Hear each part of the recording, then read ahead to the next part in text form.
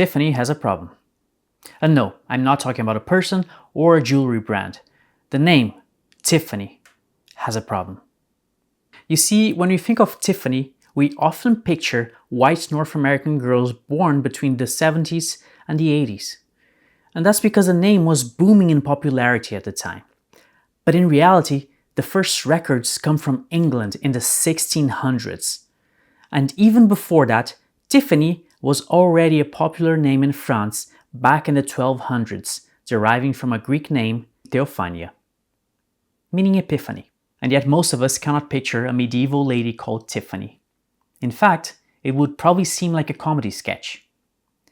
And that's because we have developed a modern idea of what the past is supposed to look and feel like. And of course, it's highly inaccurate. So welcome back to the Design Quickie, where I give you some personal insight into design for brands in a time-efficient way. And we're discussing the Tiffany problem.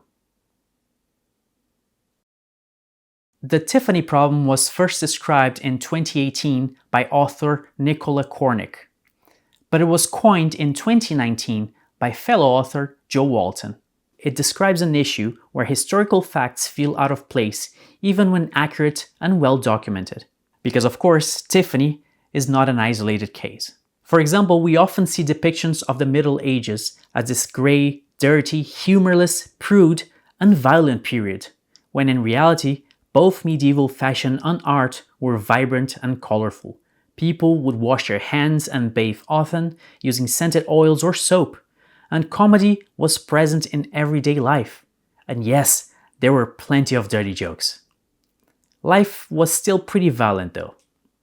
And when we picture classical Rome, we imagine an immaculately white city with marble sculptures and posh patricians, when in fact, statues were carefully painted and buildings were thoughtfully decorated. The city had fast food stalls at each corner, and you could also find examples of graffiti art.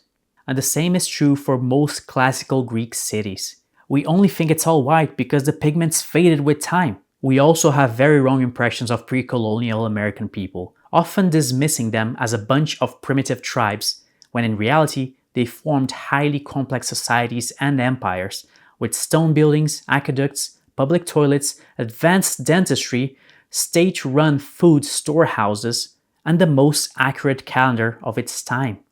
All these misconceptions have been ingrained into us over the years by pop culture, and they reveal a very particular truth in human behavior.